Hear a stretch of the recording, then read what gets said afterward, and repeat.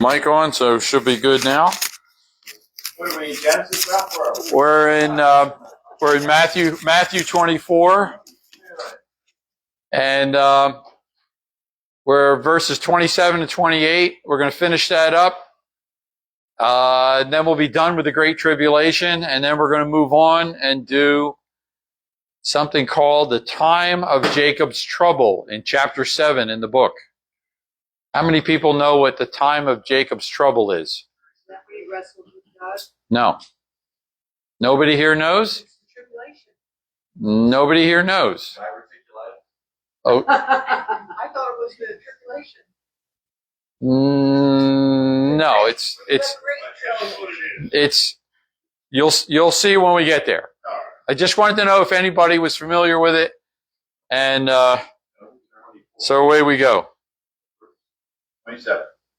Okay, I got to get my own Bible out. Over here, yakking around and not getting my Bible out. That's not supposed to happen to me.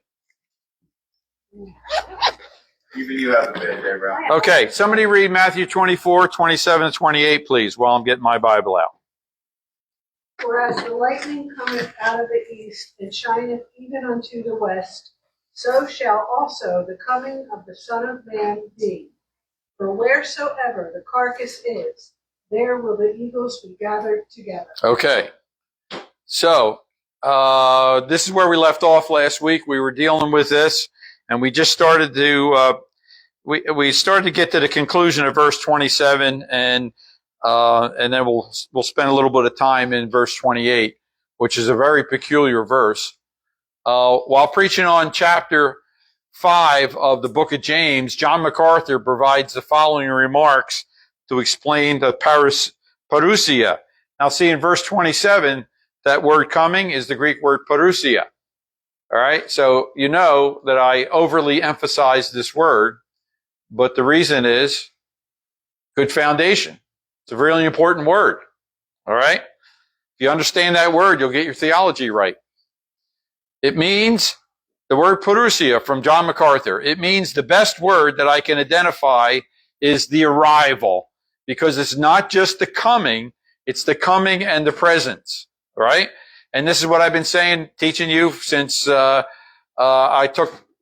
was teaching 1st and 2nd Thessalonians. It's the coming and his presence. So it is that Jesus comes and he is present. That perhaps can be condensed into the word arrival. John MacArthur, excellent definition. Good way to explain it. Okay? It isn't just an appearance, which would be the Greek word epiphania. Okay? He doesn't just appear in the sky and then go away. He arrives and he stays. It is the coming and subsequent presence. Okay. So Jesus here refers to himself as the Son of Man. It's a phrase that's used 88 times in 84 verses in the Bible. Now, if you look this up, you're going to get a variation of estimates of how many times it's used in the Bible or in the Gospels. All right? But 88 times in 84 verses in the Bible, in the whole Bible. It's 81 times in the Gospels. All right?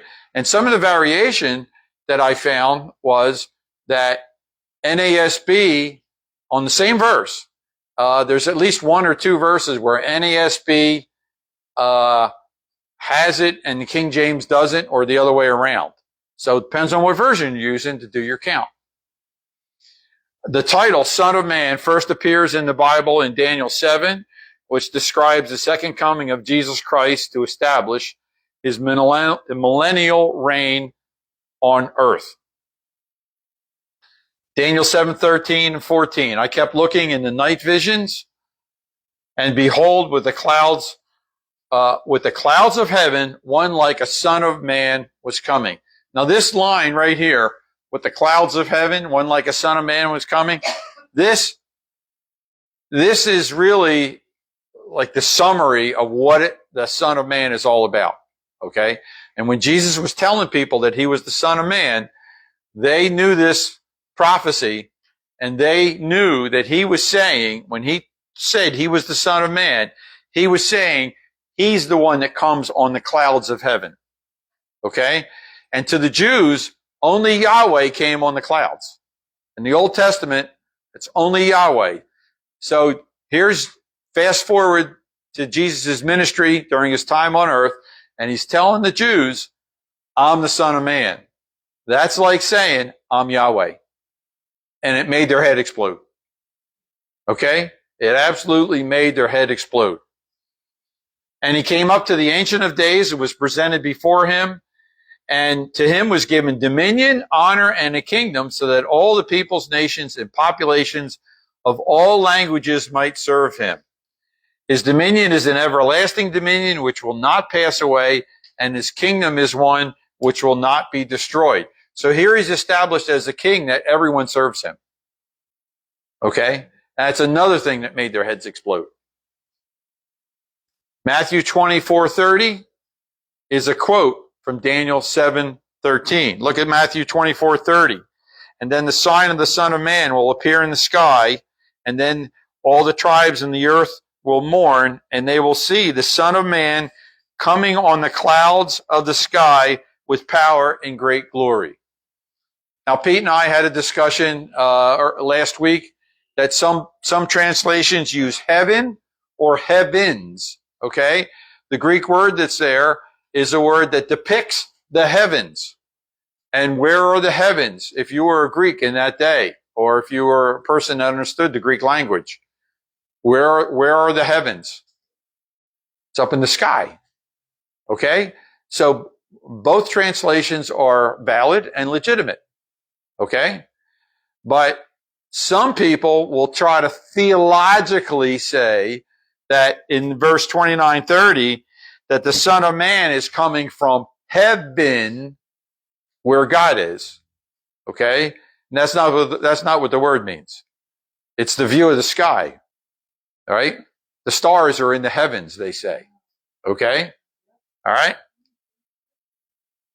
The Son of Man depicts the humanity of Jesus Christ, but more importantly, his role as judge when he returns. That's really what it's about. And if you search the internet, as I did, to ask, why is Jesus the Son of Man?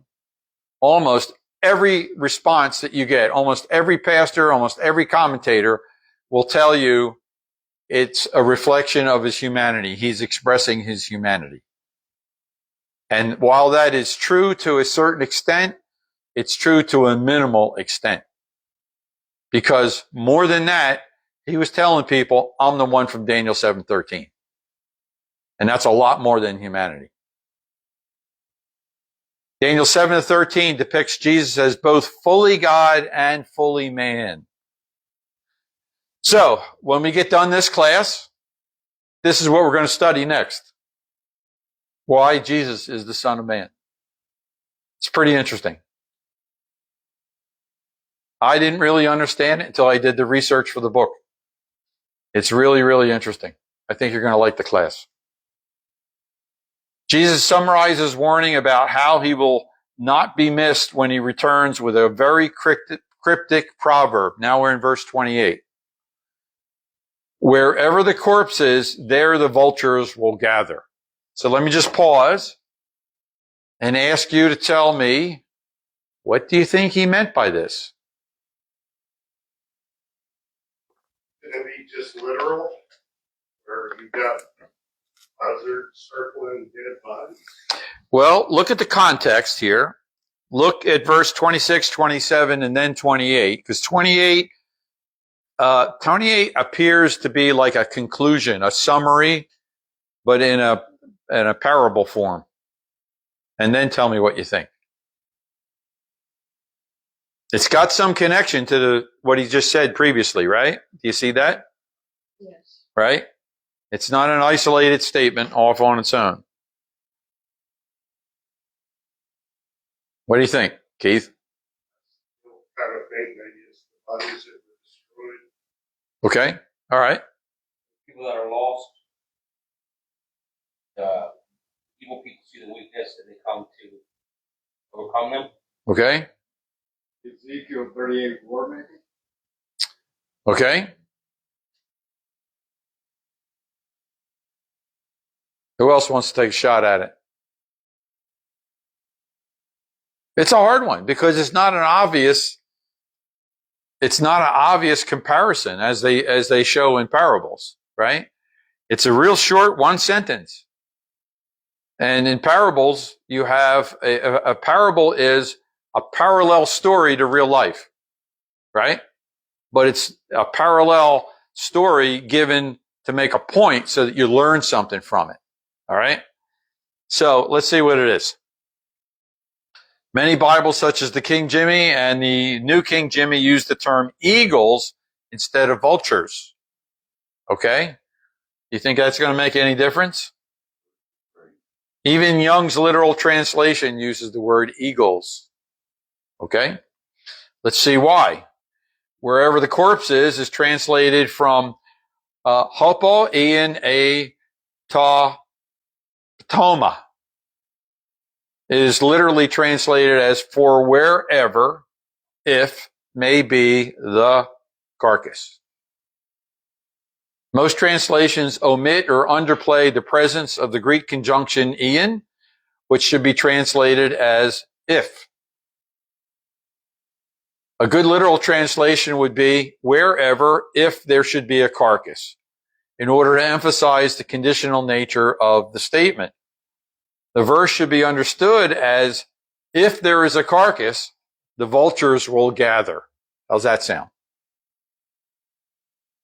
Carcass is from patoma, which means a fall, hence a misfortune or ruin. Applied physically, it means a carcass, corpse, or a dead body. So the body has been put into a state of ruin. That makes sense to you. It was originally known in Old Greek as a fall or ruin. But like the Latin word for cadaver that came from cado, which means to fall, patoma refers to a fallen body. Okay? There the vultures will gather is translated from the Greek eke synakthesantai hoi ayatoi.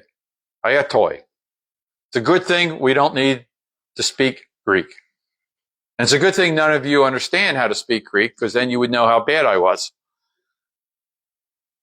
Synakthesantai is the future indicative verb that comes from sunago, which means to lead together. So there's a word that I talk about often in my classes, episunagage, is the gathering.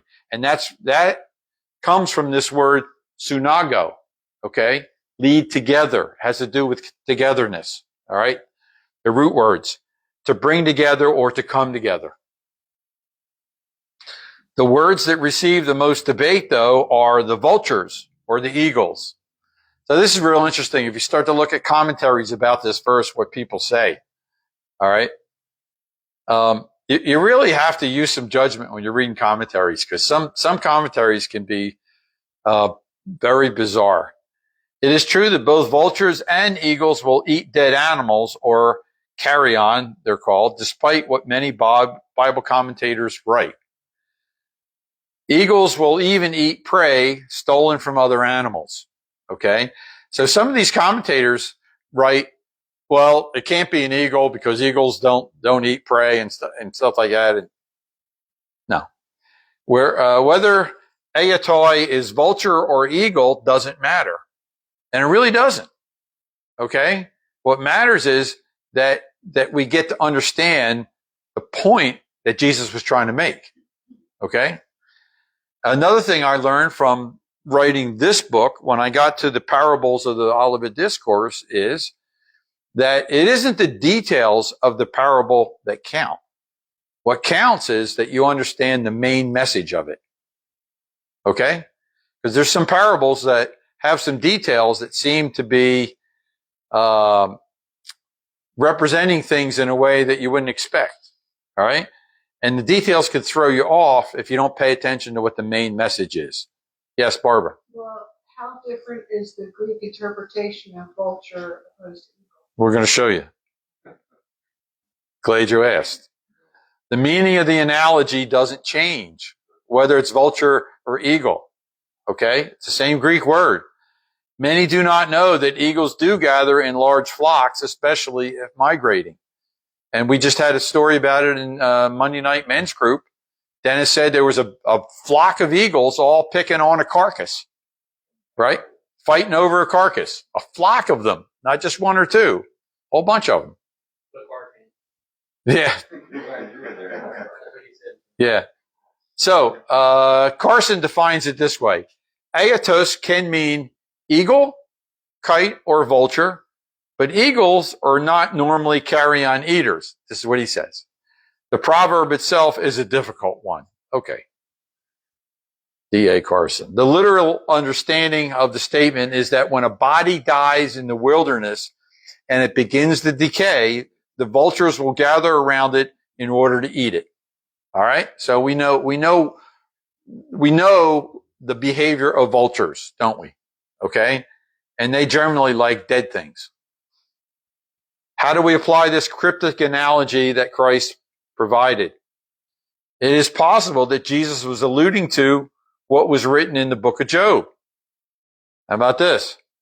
His young ones also licked up blood greedily, and where the slain are, there he is.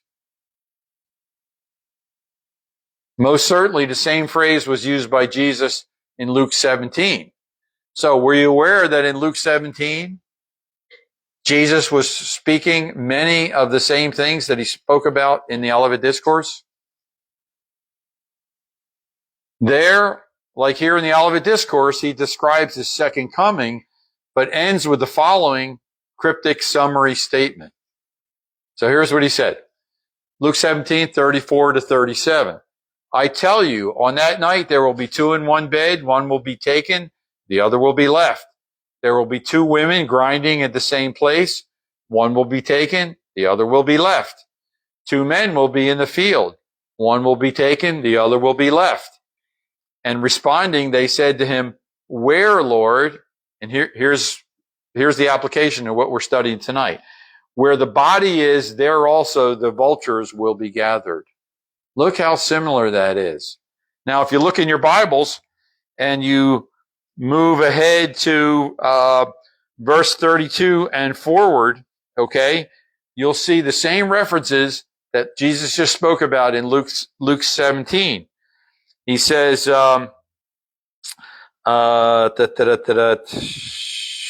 verse 40, there'll be two men in the field, one will be taken, one will be left. Verse 41, two women will be grinding in the mill, one will be taken and one left. Okay? So it's the same content and nearly the exact same words. The Olivet Discourse is sprinkled in other parts of the Gospels. Okay? But here, when he was talking to the four disciples, he put it all together for them, because that was his last teaching before his crucifixion. So in Luke 17, 34 to 37, after demonstrating that the righteous are taken and the ungodly remain, Jesus indicates that the body is left, which is a metaphor for the ungodly, and their body is eaten by the birds, which is a metaphor for judgment. Did you know that? That in the Bible, the birds are usually a metaphor for judgment and bad stuff. I'm going to show you. As the vultures are attracted to the body, it resembles how God will issue his orge. What is orge? It's wrath. It's the Greek word for wrath at the return of Jesus Christ. And that's because verses 29, 30, and 31 explain it, since we're in the Olivet Discourse. That's the start of the day of the Lord. The day of the Lord is when God unleashes his wrath on the remaining ungodly people on earth. Okay. So, John Walvert writes very little about Matthew 24 and 28 in his writing about the Olivet Discourse. He kind of skips over it. He believes it refers to evil and its subsequent judgment when he wrote this. Where there is wickedness and moral corruption, judgment must come. It is a natural sequence to the blasphemy and unbelief which characterizes the Great Tribulation period. So, is there anything in that statement that strikes you odd? Do any of you know what John Walvoord's theology is regarding eschatology? Well, he's a preacher, He's a pre-tribber. but he refers to the Great Tribulation. Right. And what do pre-tribbers think about the Great Tribulation period? They're not going to be here for it. Right. But what else do they also believe? That they're going to be raptured before then. Yes. But what else do they believe? You didn't get there yet. That's right. People get saved. Bingo. We got one here. See? And he calls it a time unbelief, which characterizes the Great Tribulation period. So this is what Walvoord does. Okay. I read a lot of his stuff and I know what his theology is. And he comes out with statements that he contradicts himself and he contradicts his own belief when he says these things. Okay. If you believe that people are going to get saved, then don't call it a time of unbelief. Okay? You should be calling it a time of great belief. Glad you picked up on that. Well, I can see where he can say that. Let's say there's 7 billion people on the earth. Yeah. Most of these people are going to be in unbelief. Okay. And so let's get the context right. Let's get the context right. Are you talking about the context of what pre-trib believes will take place at that time? I'm just reading what he's saying there. Yeah. Whatever his theology is. Well, it's definitely pre-trib. He's a dispensationalist. That's I'm not trying to go pre-trib versus. Yeah, I know. What I'm saying is, he's saying it's a time of great unbelief. Yeah. Worldwide, that makes sense. It is a time of unbelief. That doesn't mean people can't be saved, in my opinion. Okay. How can you say 100% of the world is unbelieving? Okay. All right. So if you want to look at percentages, then okay. Well, I mean, you would have to take the majority to make that statement, right? Yeah. Just another thing. Yeah. Most of the people in the world, from what I understand and what I've been reading for 38 years, most of the people are going to be taking the mark of the beast. They're going to be following. They're going to be following the Antichrist. That's unbelief. Yeah. Right? Okay. So that would be unbelief in Jesus Christ. Right? Correct. So in that case, it doesn't mean that there's not going to be a portion of people to get saved. right. So in that case, his statement lends some truth to it. I would concede that. Okay. All right. Yeah. But I see a pattern with Walvoord. That's why I picked it out. So Walvoord has good support for his summary interpretation of judgment, though. And by the way, I'm not always critical of Walvoord or other people. You know, when they say the right, like I just had something up from MacArthur. You know, when they say good things, I congratulate them for saying good things. I try to be honest that way. Too late, bro. Little too late? Yeah. I try to be honest, okay? But, you know, they put themselves in a box. It's their own words that puts themselves in a box. You don't even have to make it up. They do it to themselves. In Revelation, we read about the imagery of birds being called to eat the flesh of men in judgment at the Battle of Armageddon. Does this come to mind? Then I saw an angel, Revelation 19:17-18. Then I saw an angel standing in the sun, and he cried out with a loud voice, saying to all the birds that fly in mid-heaven, come and assemble for the great feast of God, so that you may eat the flesh of kings and the flesh of commanders, the flesh of mighty men, the flesh of horses, and those who sit on them, and the flesh of all people, both free and slaves, and small and great. Okay, so just like another passage at the end of Revelation chapter 7, I think it is, they say the same thing. Kings and commanders, mighty men, and at first it sounds like it's just the real important people of the world, right? But then they get down to both free and slaves and small and great. So that means everybody. Nobody is omitted from that. Okay? Many commentators simplify the carcass and vultures summary to represent how it applies to the parousia. The context of this passage lends credibility to that conclusion. So you can decide what you want. Their reasoning is that where the carcass lies, you see the vultures in the sky, which can be seen from far away. All right. So if you look at what Jesus just said in verse 27, for as lightning comes from the east and flashes even to the west, so shall the coming of the Son of Man be. He's talking about what it's going to be like when he appears and when he comes. And then he gives you this cryptic statement afterwards. I think it makes sense to attach those two together for that reason. Hagner, in reviewing both views, seemed to lean towards this interpretation. He says, the most natural application of the imagery is to judgment, which may be the point of the proverb here. When the Son of Man comes, the judgment of the world will take place.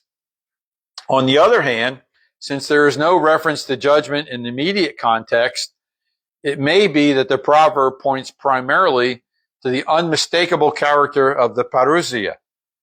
Thus, as surely as you know, that where you see vultures gathered, there is a carcass, so you will not be able to miss the coming of the Son of Man. You see his logic here, how this is flowing?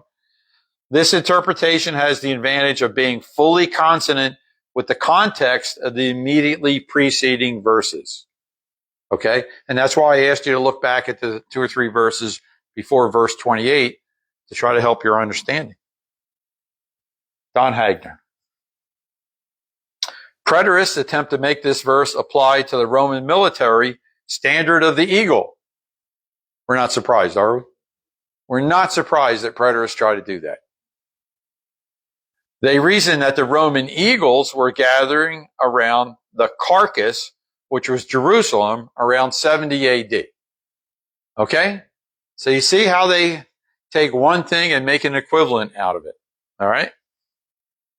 Their erroneous claim fails because the context of the Olivet Discourse and this mini passage in Matthew 24, 26 to 28 is about the parousia.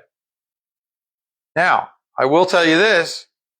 You study preterism, they have their reasoning for why they think the parousia took place. They actually do. And it's pretty bizarre.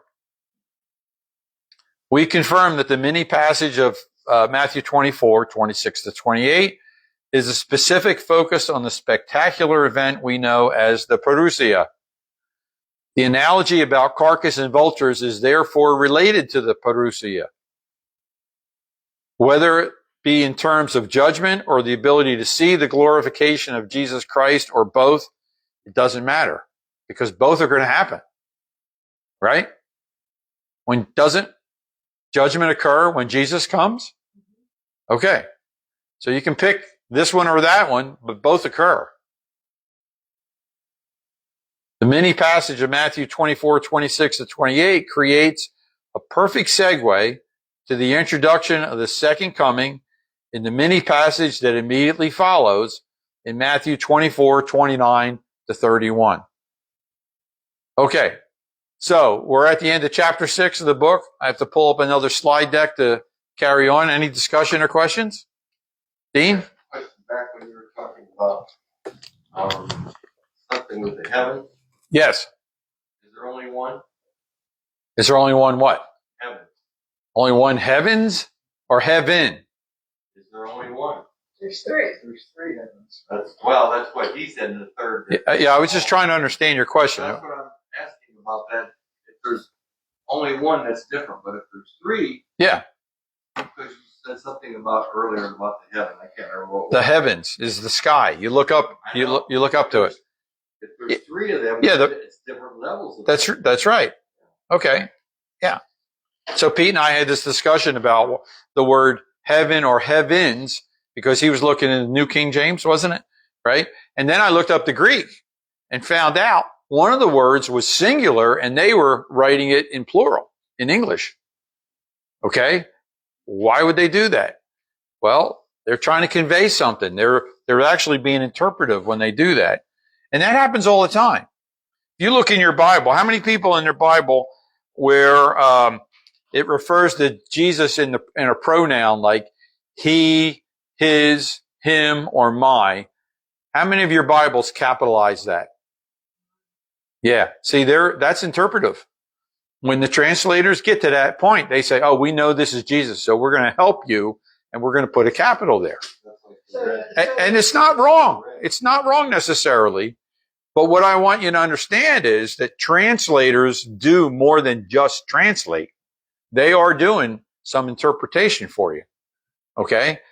But they're not wild out there like the Message Bible or the Living Translation is.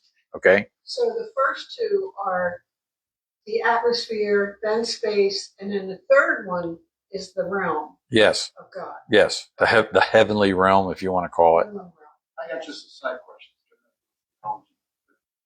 Ancient Greek, they use capital letters at all? Yes, they did. Yes, they did. Absolutely. Okay. Here's my mouse. Yes. I've showed you some before. When we did the Granville Sharp rule, I showed you how Jesus Christ was capitalized. Okay? Yes, they do. Okay, so let's move on to chapter 7. And this is going to be pretty interesting. I think you're going to find this very interesting, especially if none of you are familiar with it. The time of Jacob's trouble. So, we got to turn to Luke now. Okay? Luke 21. Because what we're going to study today is not found in Matthew and Mark. Only Luke has it. And it's not a lot of text about it. It's pretty short, but it's there.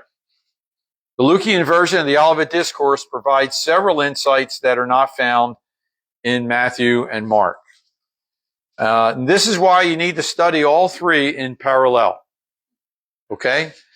Because I made the mistake when I was very young in my Christian walk. When I found Matthew 24, it seemed so complete to me, that's all I paid attention to. I didn't pay attention to the Markian version or the Lukean version. All right. Then later on, as I started to increase my study of eschatology, then I started to look at all three and I started to look at the differences. And then when I did the research for this book, I really got to see the differences and the similarities. All right. So Luke's version describes the abomination of desolation, and what occurs afterwards is one example of something that's unique to Luke. In verses 21, Luke 21, verses 20 to 22, I'll read it for you. But when you see Jerusalem surrounded by armies, then recognize that her desolation is near. Then those who are in Judea must flee to the mountains, and those who are inside the city must leave, and those who are in the country must not enter the city, because these are days of punishment, so that all things which have been written will be fulfilled. And that verse 22 is the one that's unique. Okay? Are you familiar with the similarity of the middle part of this? And those who are in Judea must flee to the mountains? Are you familiar with that? Okay? All right? But he also adds this other part that Mark and Matthew do not, when you see Jerusalem surrounded by armies. All right? Because in Matthew and Mark, it's when you see the abomination of desolation. Okay? So there's some differences. So you have to ask yourself, why the differences? Luke 21:22 explains why people in Judea should flee to the mountains immediately after the Antichrist reveals himself in the temple. Because these are the days of punishment, so that all things which have been written will be fulfilled. And we're going to dive into this in great detail. What are the days of punishment that will fulfill prophecy? It's the orge, the wrath of God, the wrath. Okay, but what are the days of punishment that will fulfill prophecy? Well, not exactly. Yes and no, but not exactly, because you said the word orge.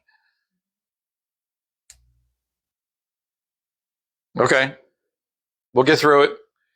It is the time of Jacob's trouble, a terrible time of judgment on Jews that will claim the lives of 2/3 of their population. Have you heard of this before? We talk about this a lot, right? There's an Old Testament prophecy in Jeremiah that, or Zechariah, that 2/3 of Israel will die, 1/3 will come through it, and the 1/3 that comes through it will recognize Jesus when he comes and be saved. And that's the remnant that God saves for himself as his promise to Israel. And that's what Paul wrote when he said, all Israel will be saved. Because that's all that's left, is the 1/3. Now, Paul didn't go into the details of it, but that's what he's referring to. Okay? So we're going to dive into it. Hey, Ralph. Yes. So where in the timeline does this take place? This is right here. I wrote this a couple of weeks ago. The Great Tribulation, and then there's an overlap in the Great Tribulation of the time of Jacob's trouble. Okay, so 1/3 of the Jews will be saved in this period. No, they get saved after Jesus comes back. Not during that period. Didn't you just say that 1/3? 1/3 gets saved when Jesus appears. The prophecy is they'll look upon him and recognize him as one that they have pierced, and they'll mourn and they get saved.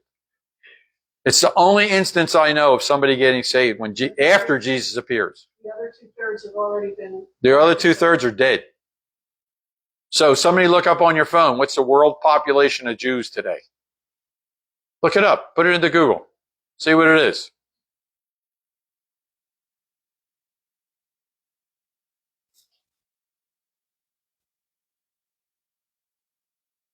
$15.8. All right, so call it 16 million. All right. So what's 2/3 of 16? Oh, 5. Oh, 2/3. Oh, 10 some odd. Cash said 16. Yeah. Just take 16. That's it. Yeah. So 10.5 or 11 million Jews. How many Jews died during the Holocaust in World War II? 6 million. Right. Almost twice as many. So we thought that was bad. This is way worse. And that's just Jews. That's not believers. Okay? We're just talking about Jews now. The time of Jacob's trouble only applies to Jews. Okay? So it's pretty phenomenal statistics. The statement about days of punishment is not found in Matthew or Mark. There's not even an implication to it in those gospel accounts. It is unique only to the Lukean version of the Olivet Discourse. And so, to that end, it's strange to me. Yeah, why is that? Luke wasn't a Jew. Matthew was the Jew. Mark was a Jew. But Matthew's gospel is really Jewish oriented because he's talking about the kingdom of God all the time and the Messiah. But you would think, because of that Jewish slant, if you want to call it that, that's where this would be referred to. But he completely skips it. Completely skips it. The days of vengeance, as recorded in the King Jimmy, occur after Jerusalem is surrounded by the armies. Tells us that in verse 20. They occur with the warning to flee. And a reference to the day of vengeance is found in the prophet Isaiah. So let's look there. Isaiah 61, 1-2. Remember this? The Spirit of the Lord God is upon me because the Lord anointed me to bring good news to the humble. He has sent me to bind up the brokenhearted, to proclaim release to captives and freedom to the prisoners. That's all verse 1. Now verse 2. To proclaim the favorable year of the Lord and the day of vengeance to our God, to comfort all who mourn. Anybody recognize that? Where do you recognize it from? Luke 4. Luke 4. A similarly worded verse is in Luke 4, 18-19, where Jesus recites Isaiah 61, 1-2, but he stopped in the middle of verse 2. The Spirit of the Lord is upon me because he anointed me. This is right out of Luke 4. Spirit of the Lord is upon me because he anointed me to bring good news to the poor. He has sent me to proclaim release to captives and recovery of the sight of the blind, to set free those who are oppressed, to proclaim the favorable year of the Lord. And why did he stop in the middle of verse 2?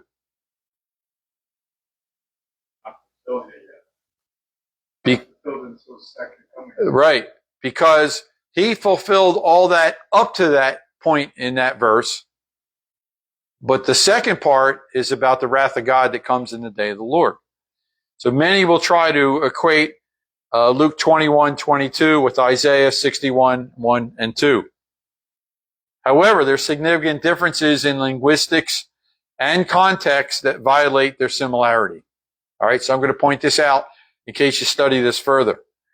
The context of Luke 21:20-24 that we're studying is the time after the abomination of desolation until the times of the Gentiles are fulfilled. In contrast, the context of Isaiah 61:2 is that Jesus proclaims the day of vengeance of our God, which he does beginning at the parousia of Jesus Christ, which is when the day of the Lord begins. The context of Luke 21:20-24 is prior to the parousia of Jesus Christ and the subsequent start of the day of the Lord.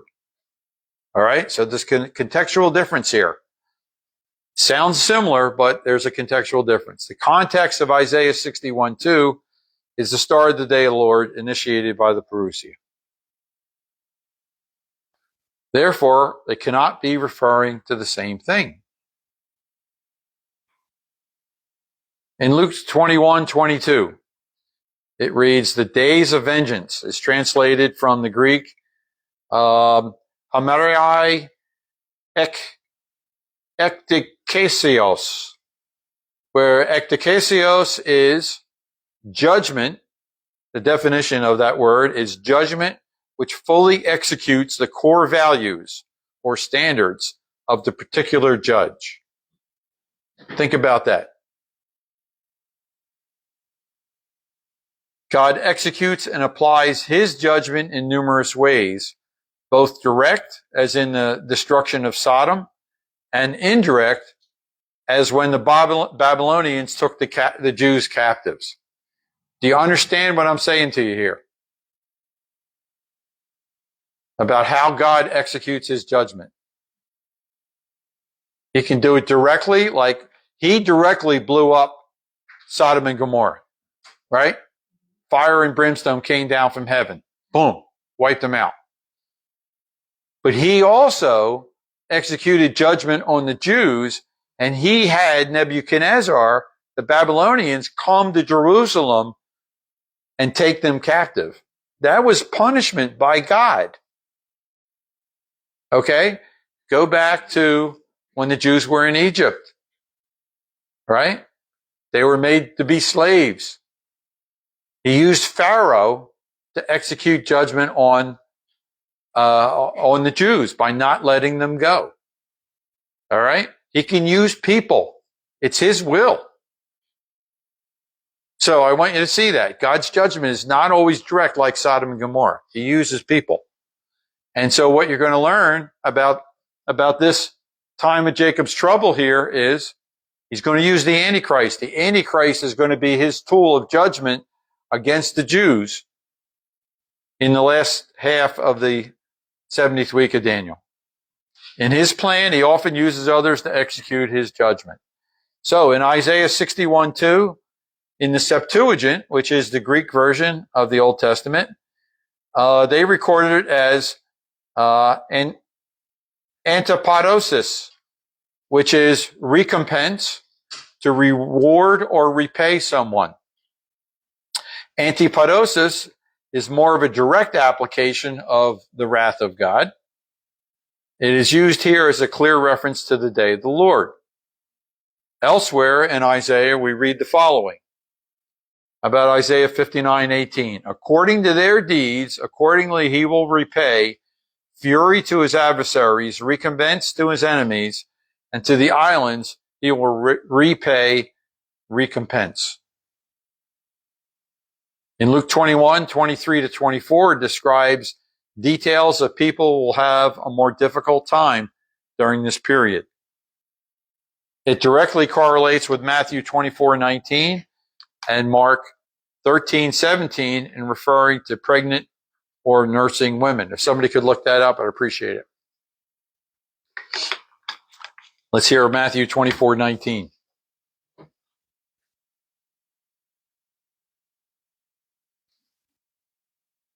Or Mark 13, whoever has it. Mark 13, 17. 24:19. Yep. But woe to these who are pregnant, and to those who are nursing babies in those days.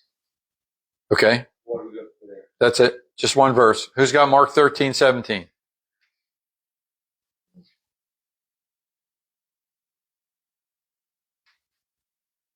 But woe to them that are with child and to them that give suck in those days. Woe to them with child. So both are referring to pregnant women. Sure, it's more difficult to move around when you're pregnant, right? But Luke 21, 23 to 24 also reveals insight not mentioned in Matthew or Mark. Woe to those women who are pregnant and those who are nursing babies in those days, for there will be great stress upon the land and wrath to this people. And they will fall by the edge of the sword and will be led captive into all the nations, and Jerusalem will be trampled underfoot by the Gentiles until the times of the Gentiles are fulfilled. Does anybody have any idea what the times of the Gentiles are fulfilled stands for? Okay. When the gospel's been heard by everyone. That what you're thinking of is what Paul wrote in Romans 10, when the fullness of the Gentiles has come in. That's the number of Gentiles that end up being saved. Well, times of the Gentiles is different than that. Okay. All right. Matthew and Mark both tell us that the warning to women who are pregnant and nursing babies comes immediately after the abomination of desolation takes place. So you understand that. So that reference to pregnant women is common. And so that helps us see the chronology of what's going to take place. And it's after the abomination of desolation. The days of vengeance will therefore begin after the abomination of desolation and continue until the times of the Gentiles are fulfilled. The days of vengeance is another way to describe the time of Jacob's trouble. Time of Jacob's trouble is a time of persecution of the Jews that is found in Jeremiah 37. Alas, for that day is great, so that none is like it. It is even the time of Jacob's trouble, but he shall be saved out of it. Similar language is found in Jeremiah 14:8, Jeremiah 15:11, and Jeremiah 16:19. It will occur when the Antichrist has free reign to persecute the people who represent God to him, those who are the believing saints and the Jews, his chosen people. So let me ask three people to look up. One, to look up Jeremiah 14:8. Someone else, Jeremiah 15:11. And the third person, Jeremiah 16:19. I'll look up the last one. Okay. Whoever gets there first, just read it out. Where is Jeremiah? What? Jeremiah 14:8, 15:11, and Barbara's got 16:19. I got 14:8. 14:8. Let's hear it. O hope of Israel, its Savior in times of distress, why are you like a stranger in the land, like a traveler who stays only a night? Okay. Time of distress. Who's got 15:11?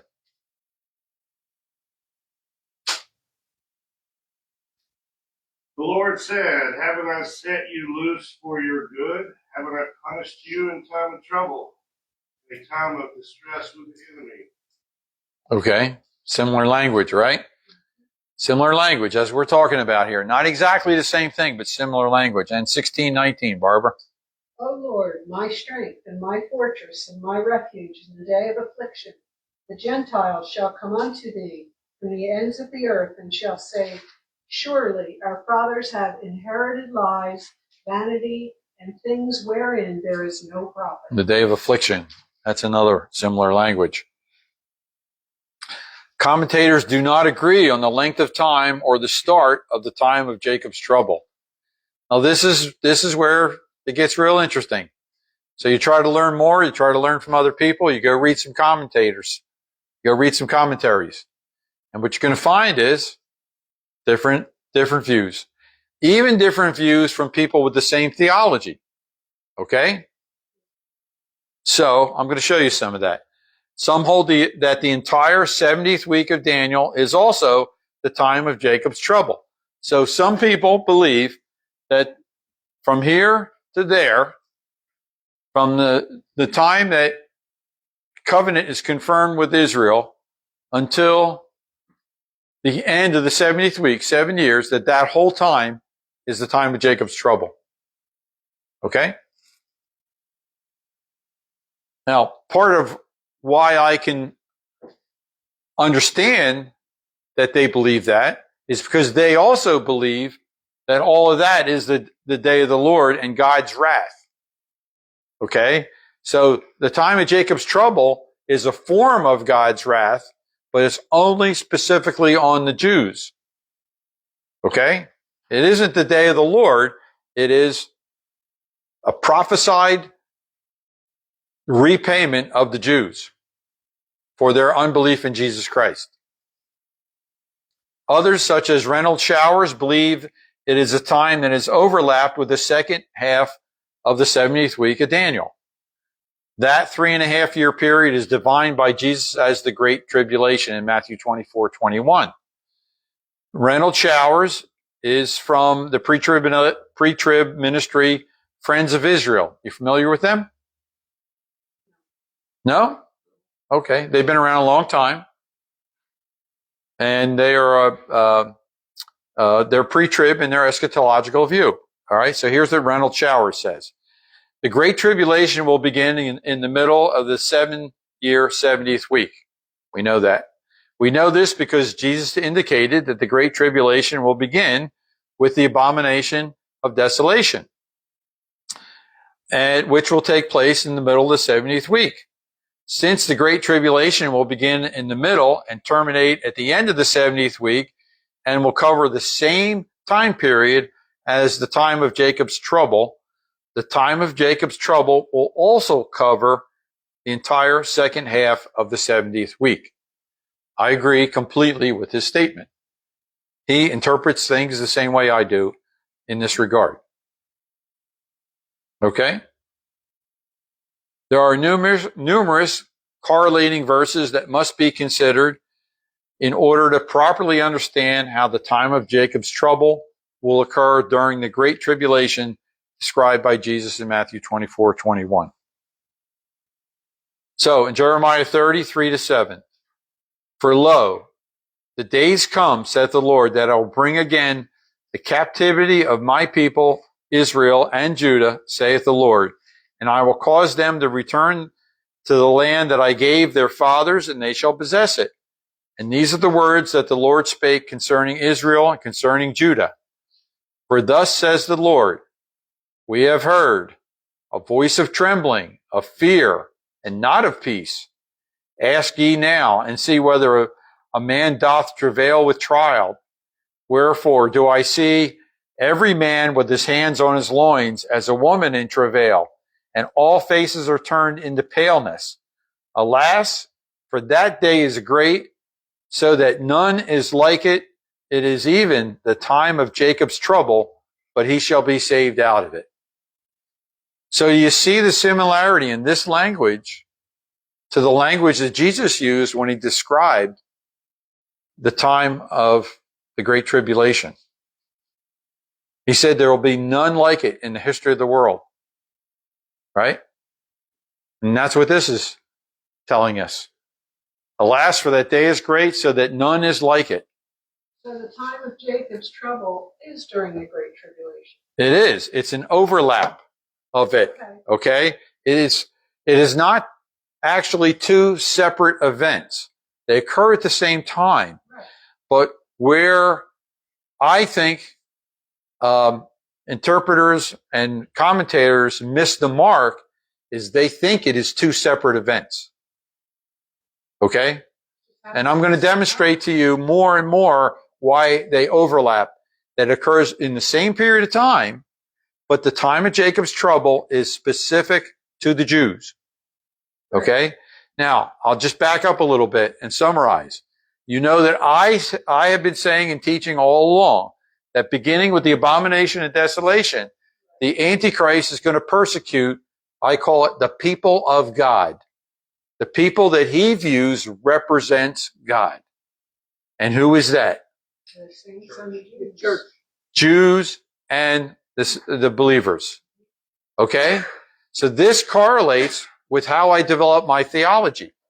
You understand the time of Jacob's trouble, you have to see that Jews get specifically persecuted here. Okay? And they get persecuted because to the Antichrist, they represent God because he has a special relationship with them. But they also get persecuted because the Antichrist is unknowingly executing God's wrath on the Jews, as prophesied in the time of Jacob's trouble. So it fits together like two gears that go like this. Okay? It's a very interesting thing to study. And a lot of people have it messed up. So then we have, here's another. So Zechariah 13, 8-9. This is the one that I was alluding to earlier. That two parts in it will be cut off and perish, but the third will be left in it. And I will bring the third part through the fire and refine them as silver is refined and test them as gold is tested. We spent several weeks here talking about refinement and purging and why God does that. And he's going to do this with the Jews. And they will call on my name and I will answer them and I will say, they are my people, and they will say, the Lord is my God. Daniel 7, 24 and 25. As for the 10 horns out of this kingdom, 10 horns will arise, and another will arise after them, and he will be different from the previous ones, and will humble 3 kings. And he will speak against the Most High, and wear down the saints of the Highest One, and he will intend to make alterations in times and in law, and they will be handed over to him for a time, times, and a half a time. That's 3.5 years. That's describing the second half of the 70th week of Daniel. Daniel 12, 10-11. And we're going to spend a lot of time in Daniel 12 discussing the time of Jacob's trouble. Many will be purged, cleansed, and refined, but the wicked will act wickedly, and none of the wicked will understand, but those who have insight will understand. And from the time that the regular sacrifice is abolished and the abomination is set up, there will be 1,290 days. Who are those that have insight? Who gets insight? The believers. People that read the Bible. Mm-hmm. People that read the Word of God. That's where you get insight. God told us all in advance. It's right here. But you have to open the book and you have to read it and study it to get that insight. Okay? Daniel is told, many will be purged, purified, and refined. Who are the many that Daniel refers to here? They are the people of God, the saints and the Jews. This prophecy, many will be purged, purified, and refined, applies equally to believers and Jews. Okay? See, people pick and choose. They try to say this is only the Jews because Daniel's prophecy starts out in Daniel chapter 9 and for your people. Okay? But it's a world event. This is going to be the last slide. We're going to conclude. It is a dual prophecy and applies to both Jews and to believers. So, did I confuse anybody? Are you all following this? If there's somebody here that doesn't understand it, I want you to tell me now. Give me an opportunity to fill in the blank for you. understand it, but when is this referring? During the 70th week of Daniel, okay, over here, 70th week of Daniel, and beginning at the midpoint, when the Antichrist exposes himself as to who he really is. Because remember, if we just review a little bit, in Daniel 9:27, the Antichrist confirms a covenant with Israel. Okay? And at that point, Israel pretty much falls in love with him. Jesus said, you don't believe me, but later on, one will come that you will believe. Okay? And so the Jews they're gonna like this guy. This is the way he works his way in. And we don't really know what that covenant is. It could be a covenant of reestablishment of the sacrifices, because we know that the temple sacrifices are going to occur. I just read to you a verse that says they're going to cease. Okay? And so if he was able to do that, wouldn't the Jews be really, really happy? Wouldn't they really love him? Probably name a street after him. Right? Okay? And then in the middle, he goes into the temple and he desecrates it. And he does the opposite of what they think of him, and he shows who he really is. And from that moment on, that fast, he starts to persecute the Jews. And he's got them, because he's all there, and he's got the army surrounding Jerusalem. And that's why it says, get out of town as fast as you can, as soon as you see it. Okay, we'll stop right there. Pick it up next week. Maybe that's his whole premise for, being so deceptive in the beginning, is so that he can gather all of them under false pretense and know that they're all within his reach.